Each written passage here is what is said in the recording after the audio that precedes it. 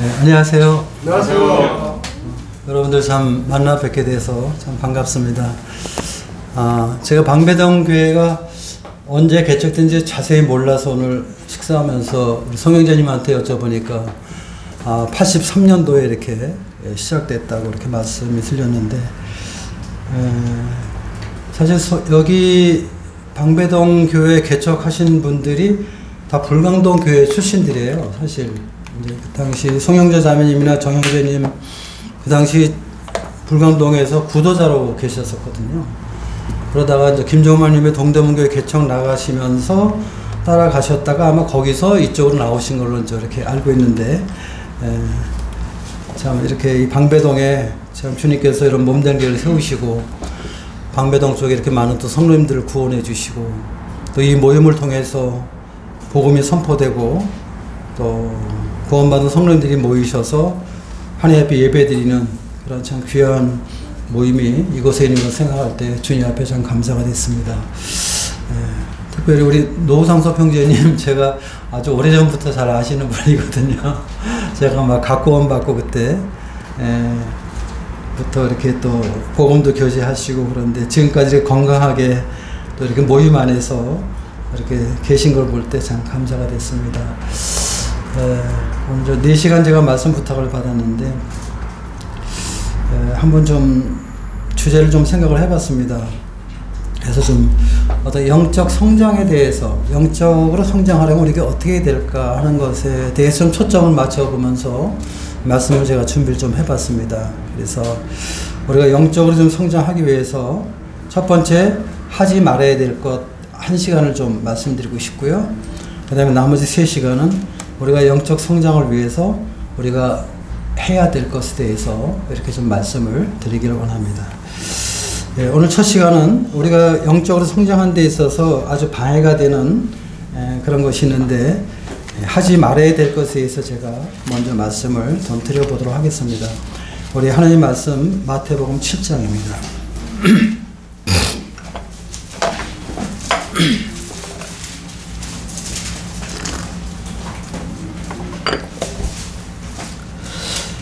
7장 1절부터 5절까지 제가 읽어드리도록 하겠습니다. 마태복음 7장 1절부터 5절입니다. 1절부터 읽겠습니다. 비판을 받지 아니하려거든 비판하지 말라. 너희가 비판하는 그 비판으로 너희가 그 비판을 받을 것이요 너희가 헤아리는 그 헤아림으로 너희가 헤아림을 받을 것이니라. 어찌하여 형제의 눈 속에 있는 티는 보고 네 눈 속에 있는 들보는 깨닫지 못하느냐. 보라, 네 눈 속에 들보가 있는데 어찌하여 형제에게 말하기를 나로 네 눈 속에 있는 티를 빼게 하라 하겠느냐. 외식하는 자여, 먼저 내 눈 속에서 들보를 빼어라. 그 후에야 밝히 보고 형제의 눈 속에서 티를 빼리라. 우리가 이제 구원받고 나서 구원받은 믿음으로만 주님을 섬기는 것이 아니라 믿음은 생명과 연관이 되어 있기 때문에 이렇게 자라게 되어 있습니다. 그래서 우리의 믿음이 이제 자라는 그 성장할 필요가 있는데요. 그런데 우리의 믿음을 성장시키는 데 있어서 아주 방해하는 그런 최대의 걸림돌이 하나가 있는데 그것은 뭐냐? 바로 판단하는 것입니다. 제가 이제 주님을 섬기면서 아주 어려웠던 것이 또 판단하는 것입니다. 근데 이 판단은 사실은 교만해서 오거든요. 그래서 사실 우리 인간들은 다 이 선악과를 따먹음으로 인해서 이 죄성이 우리 안에 있기 때문에 그 인간의 죄성으로 인한 열매가 바로 판단입니다. 그래서 어떤 하나님의 말씀으로 생각하는 것이 아니라 자기 중심적인 생각으로 선악을 판단하죠. 그래서 이 선악의 판단의 기준이 누구예요? 하나님이 아니고 나입니다. 그래서 자기가 좋으면 선한 거예요. 근데도 자기가 싫으면 악한 거예요. 심지어는 다른 사람들이 다 반대하고 다른 사람들이 악이라고 해도 내가 좋으면 선이라고 주장해요. 그런데 이제 일반적으로 이제 보게 될 때 이 판단하는 사람들은요 특징이 2가지가 있는데 한 가지는 뭐냐면요 신앙이 자라지 않는다는 것입니다. 구원받은 지 오래된 분들 가운데서도 판단하는 분들을 이렇게 보면요, 바로 이렇게 연륜에 비해서 신앙이 자라지 않고 있어요. 근데 또 이런 분들이 또 이렇게 나서기를 좋아하세요. 구원받은 지 오래됐기 때문에. 또 이렇게 아는 척을 많이 하세요. 근데 문제는 그분이 어떤 삶의 변화가 없다는 것입니다. 왜냐하면은 자신의 문제는 모르고 남에게서 늘 문제를 찾기 때문에 그렇습니다. 그래서 이런 분들은 항상 다른 사람을 비판해요. 또 비난을 하죠. 그래서 이제 자기가 성장할 수 있는 기회를 잃어버리는 거예요. 사실 이 믿음의 성장이라는 것은 이 하나님 앞에서 우리 자신을 돌아보는 게 참 중요하거든요. 그래서 우리가 이 말씀을 듣고 배우는데 이 하나님의 말씀을 통해서 나 자신을 돌아보는 것입니다. 돌아볼 때 나 자신의 문제를 알게 되거든요. 나 자신의 문제를 알게 돼야 내가 주님 앞에 성장할 수 있고 또 주님을 배울 수 있는 그런 기회가 되기 때문입니다. 그리고 이제 이 판단하는 삶을 살게 되면요, 일반적으로 하나님 앞에 쓰임을 받지 못합니다. 그리고 이 판단을 많이 하는 분들은 성도님들이 좋아하지 않아요. 사랑받지 못하죠. 왜냐하면은 판단은 하나님만이 하실 수 있는 것입니다. 우리 사람이 판단할 수 있는 것이 아니거든요. 그렇기 때문에 다른 성도들을 많이 판단하게 될 때 성도님들이 일반적으로 싫어하게 되죠. 우리가 이제 그 출애굽기를 보게 되면 광야의 이스라엘 백성들을 보게 되는데 대부분 20세 이상은 다 광야에서 죽었잖아요. 40년 동안 방황하면서 이제 죽었는데, 뭐 여러 가지 이유가 있는데, 그 이스라엘 백성들이 40년 동안의 그 광야 생활의 특징을 말한다면은 판단하는 것입니다. 항상 원망하고, 항상 불평하고, 어려움이 있는 거예요. 언제 그런 판단과 원망이 있느냐? 광야 생활하면서 어려울 때, 어려움이 오게 될 때, 고난이 있을 때, 모든 문제를 하나님 앞에 돌렸어요. 그리고 하나님의 백성을 인도하는 모세에게 돌렸습니다. 그래서 하나님 앞에 불평하고 원망하게 됐죠. 근데 우리가 성경을 보게 되면 판단은 해서는 안 되지만은 우리가 분별은 해야 된다, 이런 생각을 제가 하게 되는데요. 성경이 모든 판단을 금지하는 것은 아닙니다. 우리가 성경적으로 볼 때 판단할 것이 있습니다. 이 두 가지 말씀드리고 싶은데, 첫 번째는 교리적인 문제입니다. 우리가 이 하나님의 교회 안에서 하나님의 말씀을 선포하는데 진리와 비진리는 분명하게 우리가 판단을 해야 됩니다. 우리 모임의 특징은 그거죠. 우리 성도님들이 다 구원받은 분들이고 또 성령님이 계시기 때문에 말씀만 하지 않으셔도 다 이 말씀을 분별할 수 있는 분별력들이 가지고 계세요. 이게 참 모임의 장점이에요. 그래서 이 단에서 뭐 어떤 뭐 인간적인 말을 한다든지 잘못된 말을 하게 되면 우리 성령 바로 알게 되잖아요. 그래서 우리가 이 진리와 비진리는 분명하게 판단해야 된다. 이것이 하나님의 교회의 특징이기도 합니다. 그래서 단에서 선포되는 말씀도 우리가 잘 분별할 필요가 있습니다. 뭐 삼위일체라든지 뭐 영혼 속죄라든지 주님의 부활 재림, 뭐 주님의 신성과 인성, 이런 것들은 뭐 절대 불변의 진리입니다. 이런 근본 진리를 갖다가 잘 판단할 필요가 있습니다. 그럴 때 이 하나님의 교회를 보존할 수 있기 때문입니다. 또 하나의 문제는 이제 도덕적인 문제인데요. 이 하나님의 교회는 거룩한 것이거든요. 세상에 거룩한 것이 없습니다, 사실은. 근데 하나님이 보실 때 유일하게 거룩하게 보는 모임이 바로 하나님의 교회입니다. 그래서 이 도덕적인 문제, 이 죄의 문제가 들어오게 될 때 교회는 그런 것들을 잘 판단할 필요가 있습니다. 그래서 뭐 음행이라든지 뭐 탐욕, 뭐 술 취한 자라든지 우상 숭배하는 자라든지 뭐 거짓말하는 자라든지 이런 것들을 우리가 명확하게 판단해서 회개하지 않으면은 교회에서 내쫓는 이러한 일을 할 것을 성경은 분명하게 말을 하고 있죠. 그리고 또 우리가 또 한 가지 중요한 것은 이제 우리가 이 교회의 지체로 영접을 할 때, 새로 구원받는 분들을 영접을 할 때 우리가 이 성령님의 도우신 가운데 영 분별을 잘 할 수 있는 그렇게 필요하죠. 그래서 구원받은 분들을 분명한 간증 가운데서 하나님의 교회 지체로 영접하는 것. 오늘날 그 세상에 있는 교회들의 문제는 뭐냐면 이런 영 분별이 확실치 않다는 것이죠. 그냥 믿는다고 고백하면 그냥 바로바로 영접하는데, 물론 믿음으로 구원받는 것이지만은 그러나 입으로만 믿는다고 하면서 어떤 삶에 있어서 전혀 변화가 없다든지, 또한 우리의 삶 속에 어떤 성령님의 역사하심과 인도하심이 없다면은 우리는 그 믿음을 그대로 받아들이기 좀 어렵죠. 이런 것들을 잘 판단하는 이런 필요가 있습니다. 근데 이제 성경에서 말하지 않는 것들이 또 많이 있어요. 그런 것들은 할 수도 있고 안 할 수도 있죠. 그런 것들은 어떤 판단보다 분별하는 지혜가 필요하다고 생각해요. 그래서 이제 이 판단과 분별은 비슷한 것 같지만 전혀 다른 의미가 있는데요. 판단은 그 형제를 부정적인 시각으로 보기 때문에 쉽게 비난하고 정죄합니다. 그래서 형제를 실족시키고 넘어지게 합니다.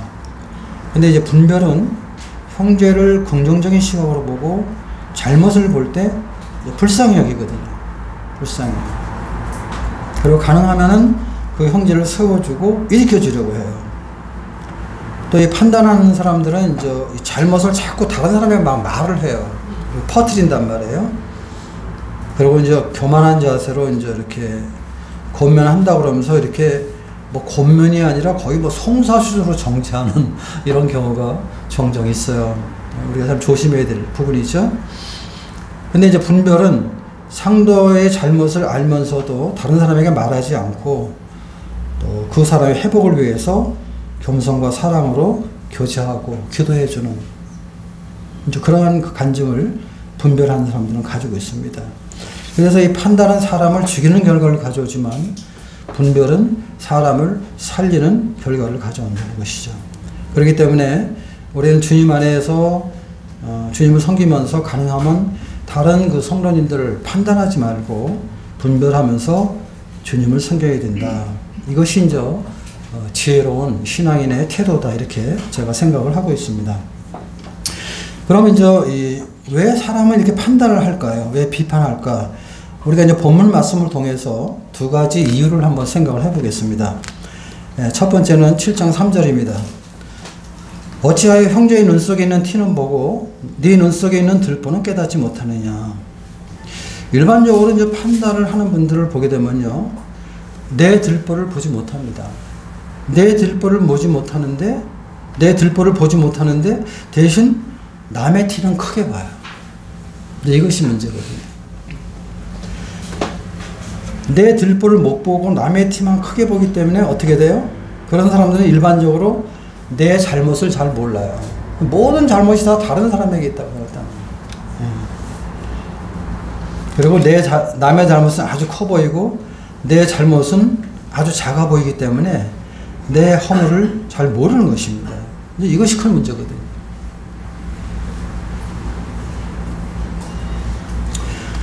또 내 잘못이나 나와 친한 사람의 잘못은 잘 안 보여요. 또 보여도 별로 뭐 어렵지가 않고 이제 관대하게 생각합니다. 넘어갑니다. 그런데 내가 싫어하는 사람들의 티는 아주 크게 보이죠. 특별히 싫은 사람들은 더 크게 보입니다. 그런데 주님은 남의 잘못은 작게 보고 내 잘못은 크게 봐야 된다는 것입니다.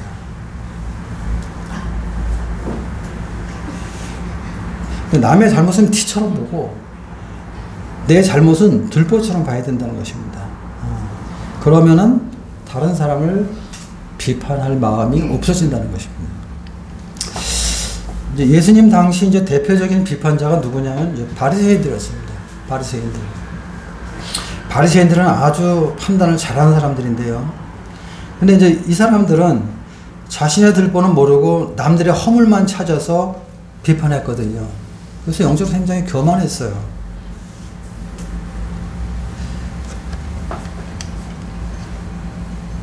그러면서도 그들은 자기 자신들이 하나님을 가장 잘 섬긴다고 생각했습니다. 당시 이제 유태교도 여러 교파가 있었거든요. 바리새파, 뭐 사두개파, 에세네파, 서기관파, 뭐 헤롯다운, 이게 다 사실 유태계 교파입니다. 그런데 교파 가운데서 가장 훌륭한 교파가 바리새 사람이었어요. 바리새파 사람들. 이 바리새라는 말은 히브리 말로 분리되었다는 그런 뜻이에요.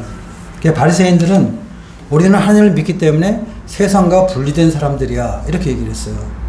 그래서 유태교의 많은 교파 가운데서 우리가 가장 훌륭한 교파다, 우리가 하나님을 가장 잘 섬기는 교파다, 그렇게 이제 생각을 했거든요.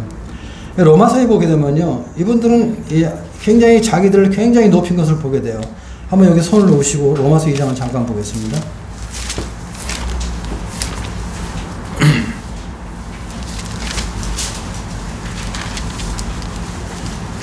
로마서 2장 19절입니다. 맹인의 길을 인도하는 자요, 어둠에 있는 자의 빛이요, 율법에 있는 지식과 진리의 모분을 가진 자로서 어리석은 자의 교사요, 어린아이의 선생이라고 스스로 믿으니. 이들은 모든 성경들을 인도하는 자라고 생각했어요. 또 어둠 속에 있는 빛이라고 생각했어요. 사실은 빛은 주님이죠. 근데 자기들이 빛이라고 생각했어요. 또 율법에 있는 지식과 진리의 모본을 가진 자로서 또 말씀을 가르치는 교사라고 생각했고, 어린아이 선생이라고 생각을 했어요. 근데 이것은 다른 사람들이 그렇게 인정해 준 게 아니라 자기들 스스로 그렇게 생각을 했어요. 자기 스스로.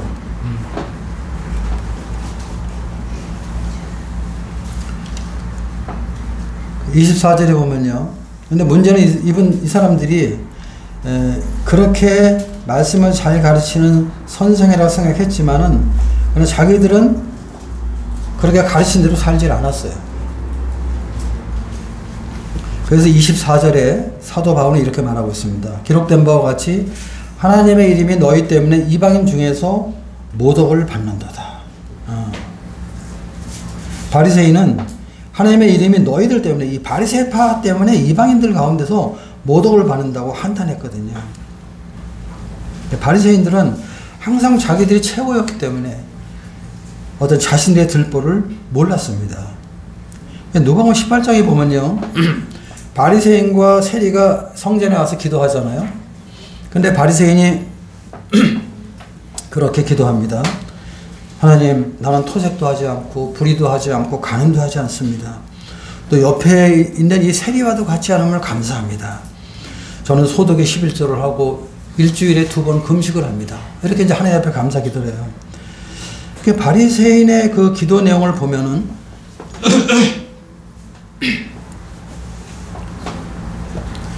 바리새인의 기도 내용을 보면은 하나님 앞에 감사한다고 그러면서 자기 자랑을 하는 거예요. 자기 자랑. 네. 주님을 자랑하는 것이 아니라 자기를 자랑하는 거예요. 그만큼 영적으로 소경이었죠.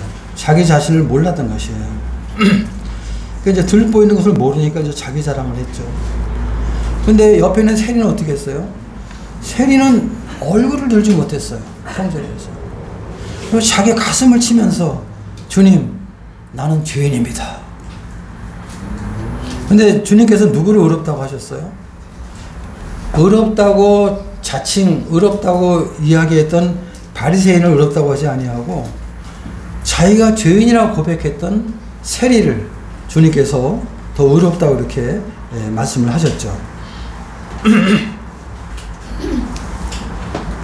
사실 바리새인들은 이스라엘 백성들이 이제 바빌론의 포로로 붙잡혀 갔다가 돌아온 후에 하나님을 정말 말씀대로 열심히 섬기겠다고 결심한 사람들입니다. 그래서 그 이스라엘이 그때 멸망한 것은 우상 숭배 때문에 망했거든요. 우린 절대로 우상을 숭배하지 않겠다고 그러면서 정말 하나님 말씀대로 섬기겠다고 하나님 앞에 소원한 사람들이에요.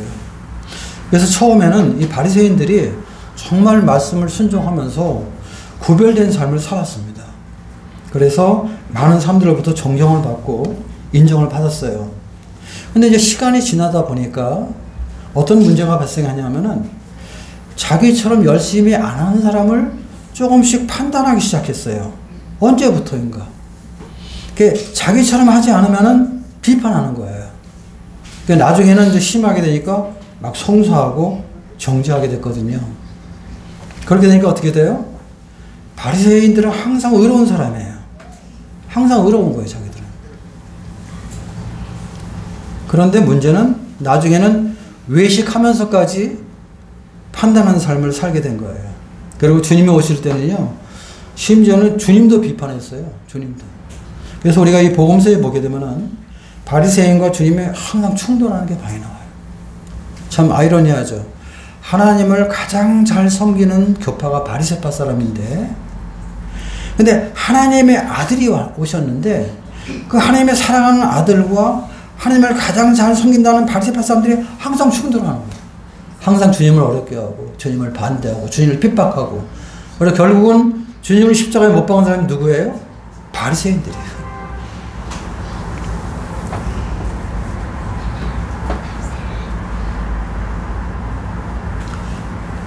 주님께서 바리새인들을 많이 판단하셨고 책망하셨는데 왜 그러냐면요, 바리새인들은 하나님을 섬긴다고 하면서 그들은 사람을 세우고 살리는 사역이 아니라 판단하고 넘어뜨리는 사역을 했어요. 그러니까 사람을 죽이는 사역을 했어요. 많은 이스라엘 백성들에게 엄청난 율법을 멍에를 지게 하고 자기들은 안 지키고, 그리고 또 그들로부터 많은 존경을 받고 항상 상석에 앉고 항상 접대를 받고,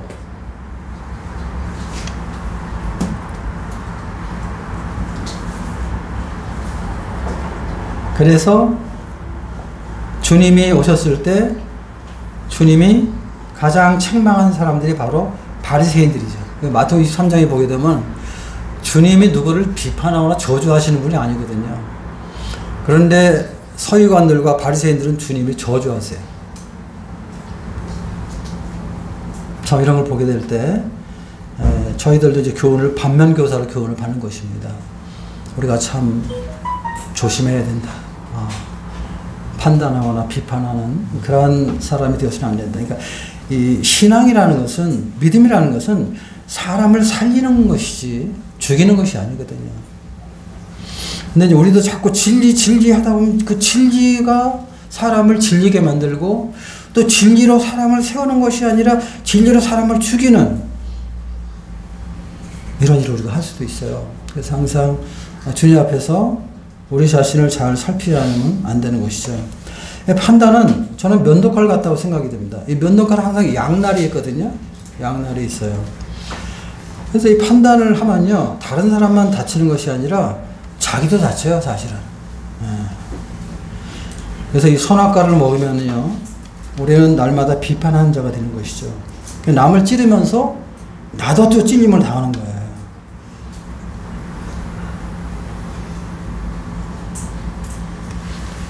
내 눈에 들보를 보지 못할 때 우리는 다른 사람을 판단한다는 것을 항상 우리가 생각할 필요가 있습니다. 그래서 우리가 주님을 섬기면서 항상 주님 앞에서 나를 살핀다는 건 참 중요하다고 생각을 해요. 우리가 이제 아침마다 말씀을 보고 또 이런 집회를 통해서 또 말씀을 배우고 하잖아요. 왜 우리가 말씀을 배우죠? 주님 앞에서 내가 어떠한 자인가 하는 것을 살피기 위해서 말씀을 배우는 거예요. 이 말씀을 가지고 다른 사람을 가르치고 다른 사람을 판단하기 전에 먼저 내가 나 자신을 판단해야 되는 것이죠. 주님 앞에서. 그래서 우리 영혼을 관리하는 것이 참 중요해요.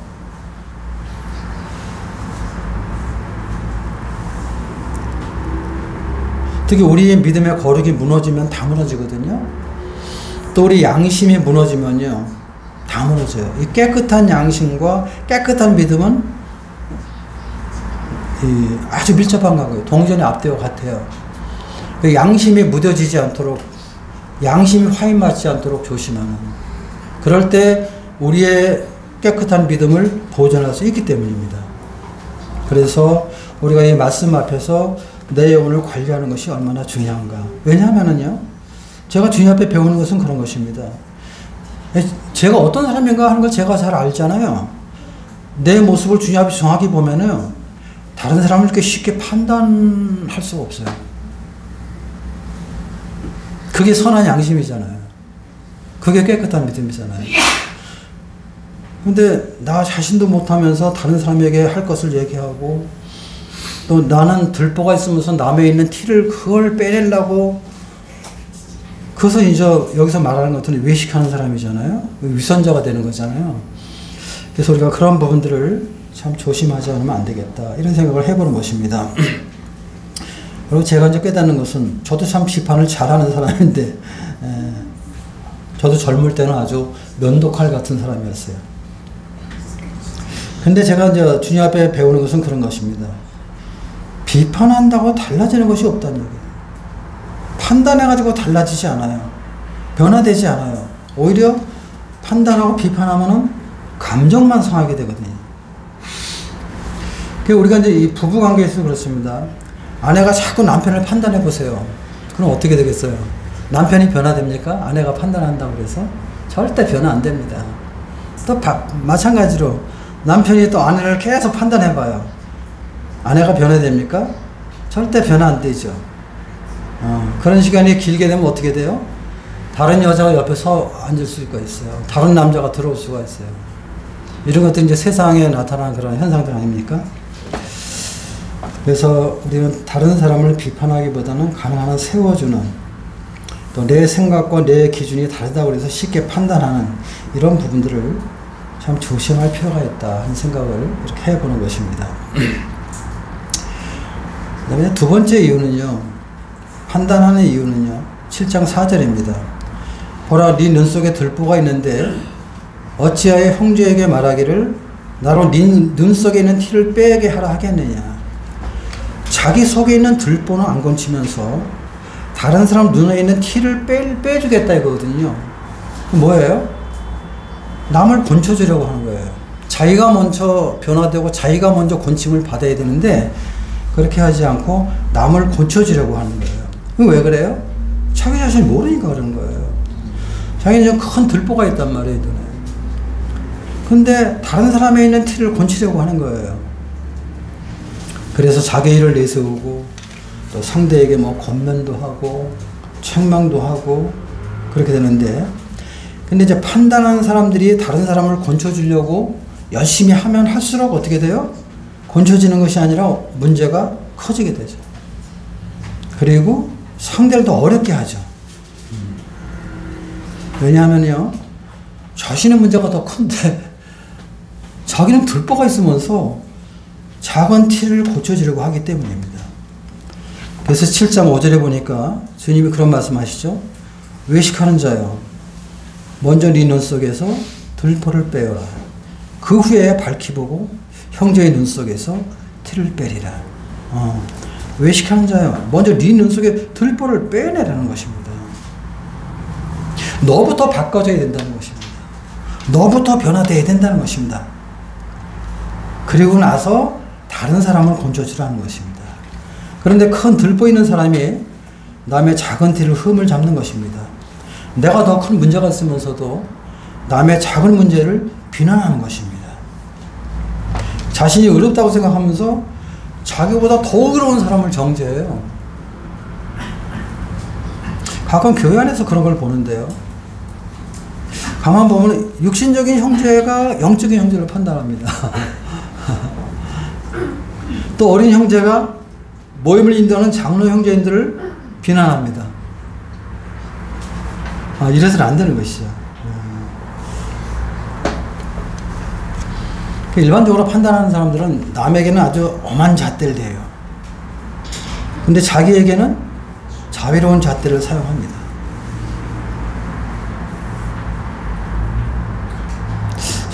이게 참 어려운 문제인데 사실은 바꿔줘야 되잖아요. 그런데 다른 사람에게는 엄한 잣대를 들이대고 내게는 자비로운 잣대를 사용함으로 인해서 내가 잘못하는 거 그냥 넘어가요. 금방. 근데 다른 사람이 잘못하는 것은 못 넘어가요. 짚어야 돼요. 심지어 바리새인들은 예수님에게도 문제를 발견하고 지적하고 그랬거든요. 그리고 이제 예수님 앞에 지적할 게 없으니까 거짓 증인을 만들어가지고, 그 예수님 재판할 때 보세요. 바리새인들이 거짓 증인을 만들어가지고 예수님을 정죄해서 십자가에 죽이게 하잖아요. 스데반도 그랬잖아요. 스데반도 뭐 하나님의 말씀으로 그들이 못 당하니까 거짓 증인들을 세워가지고 스데반을 돌로 쳐 죽이는 이러한 일들을 우리가 이제 볼 수가 있죠. 민수기 12장에 보면은 그런 게 나옵니다. 모세가 이제 구스 여자와 이제 결혼하게 되는데 거기에 대해서 미리암이 비판을 하죠. 모세를 대적합니다. 근데 모세는 누구예요? 이스라엘 회중의 인도자입니다. 하나님이 세운 종이에요. 미리암은 여자들의 인도자예요. 미리암도 영적 지도자예요. 여자들의 인도자거든요. 그런데 모세가 구스 여자와 결혼했다고 그래서 이 구스 여자와 결혼했다고 해서 이 사람이 하나님 안 믿는 여자가 아니거든요. 개종한 여자란 말이에요. 큰 문제는 없는 거예요, 사실은. 그런데 모세를 끌어내리면서 하나님이 세운 모세의 권위를 무너뜨리는 그런 모습을 민수기 12장에서 이렇게 보게 됩니다. 근데 모세는 그러한 일이 벌어졌을 때 그냥 하나님 앞에 기도했거든요. 무릎을 꿇었거든요. 근데 하나님께서 미리암에게 말씀하시죠. 내 종 모세를 비방하는 것을 두려워하지 아니했다 하면서 미리암을 징계하고 7일 동안 문둥병에 걸리게 하는, 그래서 진영 바깥에 갇혀있게 하는 이런 모습을 우리가 말씀 가운데서 이렇게 보게 되죠. 사실 그 문제는 미리암이 나설 문제는 아니었거든요. 근데 미리암이 이제 어떤 시기심 때문에 모세의 위치에 있고 싶어서 그렇게 했던 거예요, 사실은.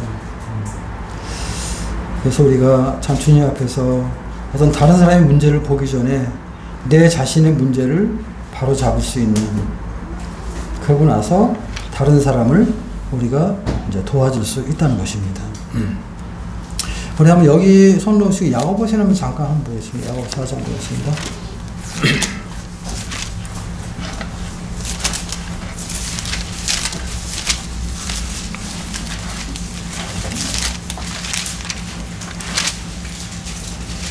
(4장 11절) 말씀입니다. 형제들아 서로 비방하지 말라. 형제를 비방하는 자나 형제를 판단하는 자는 곧 율법을 비방하고 율법을 판단하는 것이라. 내가 만약 율법을 판단하면 율법의 준행자가 아니요 재판관이라다. 여기 보면 주님께서 형제들 서로 비방하지 말라, 비난하지 말라는 것이죠. 비판하지 말라고 지금 말씀하고 있습니다. 형제를 판단하는 자는 율법의 준행자가 아니라 재판관이다, 이런 말씀을 하시면서 판단은 하나님이 하실 일이지 우리가 할 일이 아닌 것을 분명하게 이렇게 말씀을 하고 있습니다.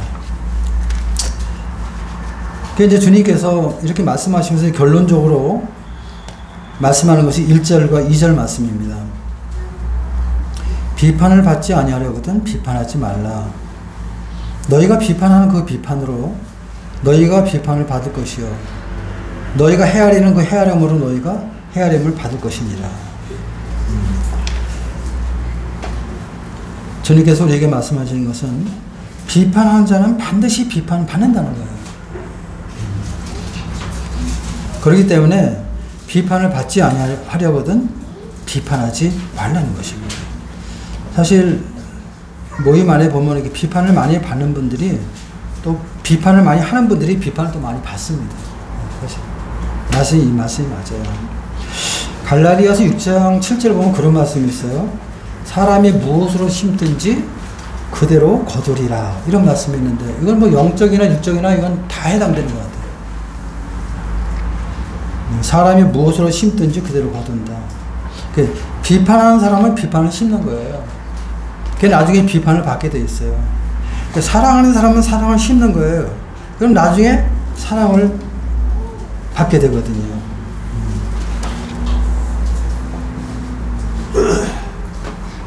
일반적으로 비판하는 사람은 사랑이 없기 때문에 비판하는 거거든요. 사랑을 하는 사람들은 사실 판단하지 않습니다. 근데 굉장히 자기가 신령한 것처럼 영적으로 분별력이 예리한 것처럼 얘기하면서 비판을 하는데 사실 비판한 내용을 잘 살펴보면은 사랑이 없어요. 우리가 사랑이 뭡니까? 고린도서 13장에 보면 이제 사랑에 대해서 사도 바울이 여러 가지 말씀을 하고 있잖아요. 사랑은 오래 참고 온유하며 시기하지 않으며 자랑하지 않으며 교만하지 않고 무례 행하지 않고 뭐 자기 유익을 구하지 않고 뭐 이런 말씀들이 있잖아요. 그렇습니다. 그러니까 사랑하는 사람은요, 상대를 그대로 내가 인정해 주는 거예요. 그대로 받아주는 거예요. 받아주면 서로 편하거든요.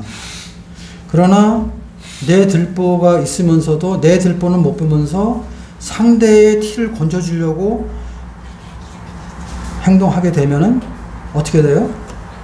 서로 어렵게 되는 거예요. 이런 것 때문에 사실은 모임에 어려움들이 많이 있고요. 또 이런 것 때문에 우리의 그 영적 성장이 아주 더딘 그런 경우가 너무나 많아요. 근데 이제 사랑이 넘치면요, 비판으로부터 자유로워지거든요. 저도 이제 주님을 섬기면서 소위 이제 우리가 상태가 뭐 좋다 나쁘다 그런 표현을 하는데, 저는 뭐 그 표현보다는 제가 이렇게 좀 주님의 은혜로 제 마음에 이렇게 좀 사랑이 좀 풍성할 때는 모든 비판으로부터 자유로워져요. 그런데 제 마음에 이렇게 어떤 사랑이 없고 어떤 주님으로 제가 은혜를 누리지 못하면은, 그럼 작은 부분도 막 어려워하고 힘들어하는 그런 것들을 제가 이렇게 볼 때가 있어요. 근데 사랑이 넘치면은 그 사람을 잘 받아줄 수가 있어요. 그리고 판단하지 않지만 분별을 하는 것입니다. 저렇게 행동하면 이런 약점이 있으니까 나는 그렇게 하면 안 되겠구나. 이런 이제 교훈을 내가 이제 받을 수 있는 것이죠. 그런데 제 마음에 사랑이 없으면은 아주 차가워져요. 그 모습을 보면 저도 싫어요. 제가 그 모습 싫은데 다른 분들이 볼 땐 또 어떻게 하겠어요? 더 싫은 거죠.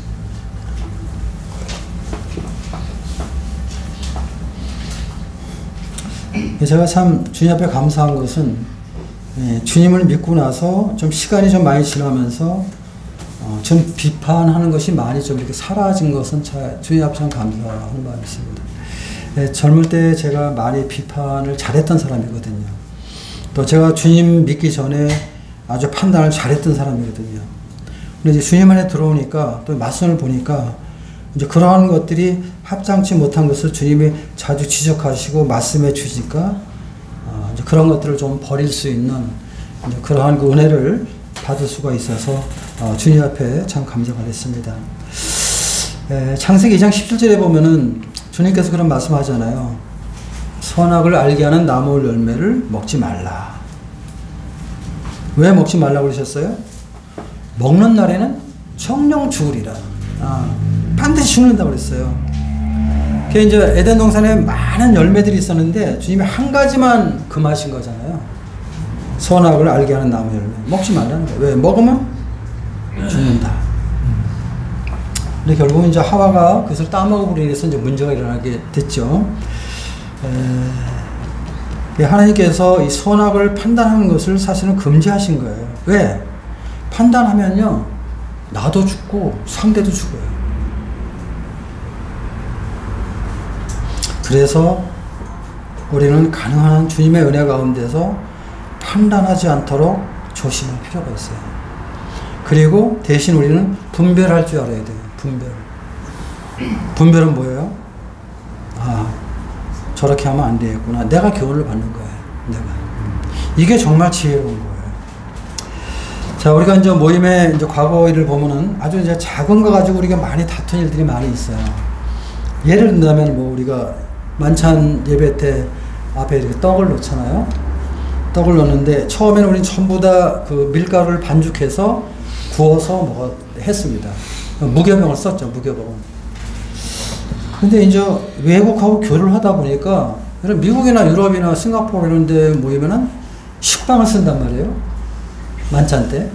우리는 그때 밀가루로 떡을 만들어 썼는데, 근데 식빵은 유교병이잖아요. 그 누룩이 들어가 있잖아요. 그래서 그 누룩이 들어가면 안 된다. 그러니까 이제 한국에서도 그 식빵을 쓰는 뭐 그러한 모임들도 있고 그랬단 말이에요. 그래서 이거 가지고 상당히 많이 어려웠어요. 무교병을 써야 된다. 유교병 쓰면 그거는 아니다. 이렇게 얘기를 했었죠. 또 우리가 잔도, 우리 한 잔을 써야 된다. 나중에 우리가 또 분잔을 하게 됐단 말이에요. 우리가 코로나 상황에서 전부 다 분잔을 했죠. 대부분 그렇게 제가 알고 있는데. 근데 우리는 그 전에 한 잔만 썼는데 또 분잔이 나오니까 한 잔을 써야 된다. 분잔을 쓰면 잘못된 것이다. 이래가지고 우리가 상당히 많이 변론을 했었습니다. 근데 지금 생각해보면요. 두 개 다 해도 관계없는 거예요. 두 개 다 해도. 무교병을 쓸 수도 있고 유교병을 쓸 수도 있는 거고 한 잔 할 수도 있는 거고 분잔 할 수도 있는 거고.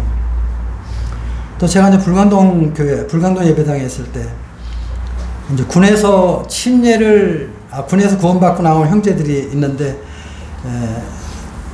들어가기 전날 이 형제가 이제 침례에 대한 고면을 받았는데 처음에 자기는 장로교에서 세례를 받았기 때문에 침례를 안 받겠다고 그랬어요. 근데 이제 그 부대 들어가기 전에 이제 불광동에 와서 교제하는데 밤새 교제하는데 침례를 받겠다는 거예요. 새벽 1시가 되는데. 그래가지고 이제 김정환 형님 댁에서 욕조에다 물을 받아가지고 제가 침례를 준 일이 있어요.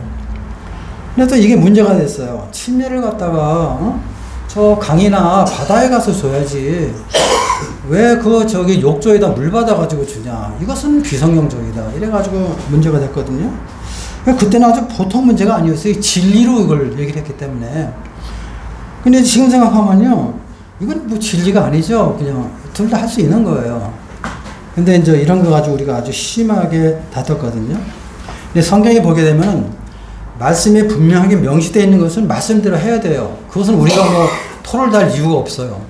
그런데 성경에 명시되지 않은 것들은 그 지역교회 장로 형제님들에 의해서 할 수도 있고 안 할 수도 있는 거예요. 그것은. 예를 들면 우리가 이제 만찬 예배를 드린다. 그럼 마태복음 26장에 보면 만찬 예배 드릴 때 원리는 뭐예요? 빵이 있어야 돼요. 떡이 있어야 됩니다. 또 잔이 있어야 돼요. 이것은 불변의 원리예요. 만찬을 하는데 떡과 잔이 없다? 이건 안 되는 거예요. 이것은. 그런데 그 떡이 무교병이냐 유교병이냐 그건 주님 말씀하지 않았어요. 무교병을 써라. 그건 뭐 우리 다 무교병 써야 되는 거고 유교병 써라면 유교병 써야 되는 거예요.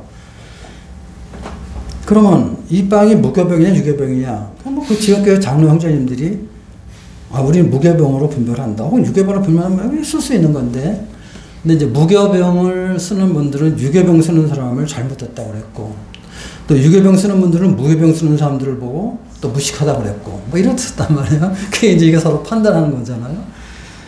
지금 지나 보면은 우리가 영적으로 좀 어려서 그랬던 거예요. 사실은 어려서 그때 모임 막 시작할 때니까 그래서 원리는 변하면 안 돼요. 원리는 그러나 방법은 얼마든지 바뀌어질 수 있고 또 그 지역교회 장로들의 분별에 따라서 이렇게 할 수도 있고 저렇게 할 수도 있어요.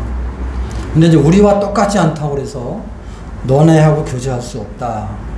너네하고는 상종을 안 하겠다. 이제 이렇게 하는 건 안 되는 거죠. 이런 것들은 잘못된 것이죠. 그래서 내 분별과 다른 것은 다른 거지 그 틀린 게 아닌데 우리 그걸 틀렸다고 생각하고 그걸 갖다 진리로 생각해가지고 이제 어렵게 되는 이제 그런 일들이 과거에 많이 있었던 것을 보게 됩니다. 그래서 이제 지금은 이제 모임이 한 70년 이렇게 돼 가니까 이제 우리가 그런 걸 가지고 지금 유교병 쓴다고 해서 뭐라고 하는 사람 없거든요. 또 지금 침례를 갖다 수영장에서 줬다고 해서 뭐라고 하는 사람 없거든요.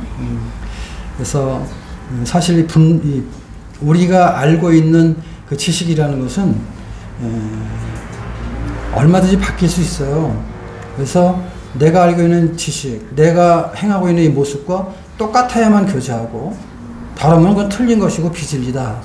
이렇게 생각하는 것은 성경과는 전혀 관계없는 것이죠. 이제 이런 말씀 좀 생각해 보면서 이제 그런 생각을 하는 것입니다.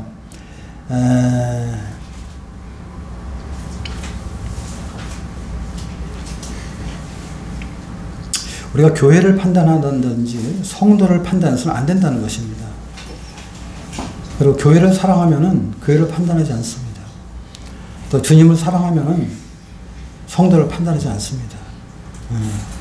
교회는 항상 사람을 세워주는 사역을 해야 돼요. 가능한 세워주는 사역을 해야 됩니다. 근데 이제 저도 과거를 돌아보면 처음에 젊었을 때는 굉장히 하나님 앞에 열심히 좀 컸었거든요. 열심히 컸기 때문에 여러 가지 주님보다 앞서갔던 일들이 많아요. 그러니까 말씀, 진리 하면서 사람들을 죽이는, 세워주지 못한 그런 것들이 많이 있었죠. 제가 그걸 발견하고 나서 주님 앞에 정말 무릎을 꿇고 제가 회개하고, 그러고 나서부터 그런 부분에 좀 조심하는 그런 사람이 되었죠. 그래서 근데 이 사람을 변화시키는 것은 사랑이에요. 판단은 사람을 변화시키지 않습니다. 판단은 사람을 실족시킬 뿐입니다. 자, 우리 마지막으로 성경 한 절 보면서 마치겠습니다. 마태복음 11장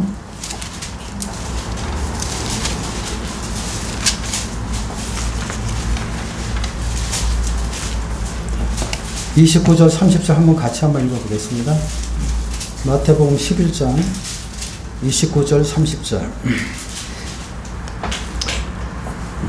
같이 한번 읽겠습니다. 시작. 나는 마음이 온유하고 겸손하니 나의 멍에를 메고 내게 배우라. 그리하면 너희 마음이 쉼을 얻으리니 이는 내 멍에를 씻고 내 짐은 가벼우라 하십니다. 주님 자신을 지금 우리에게 보여주시는 거잖아요. 뭐 28절은 우리가 잘 아는 말씀이죠. 수고하고 무거운 짐져 다 내게로 오라. 내가 너희를 쉬게 하리라.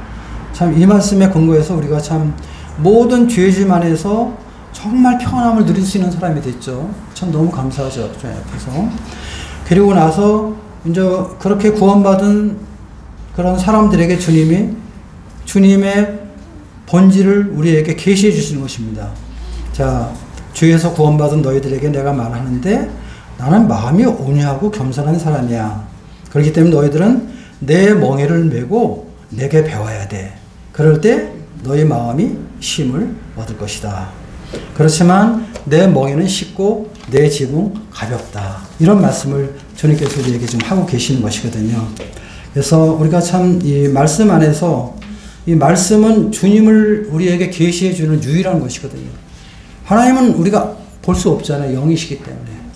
보이지 않는 하나님, 그 보이지 않는 하나님을 성경을 통해서 우리가 볼 수 있죠. 또 주님을 볼 수 있죠. 네, 그 주님 뭐라고 말씀하십니까? 나는 마음이 온유하고 겸손하다. 참 주님만이 겸손하시고 온유하신 분이죠. 그래서 우리가 이런 것들을 배우고 주님을 섬기는 것이 참 중요하다. 이런 생각을 하게 됩니다.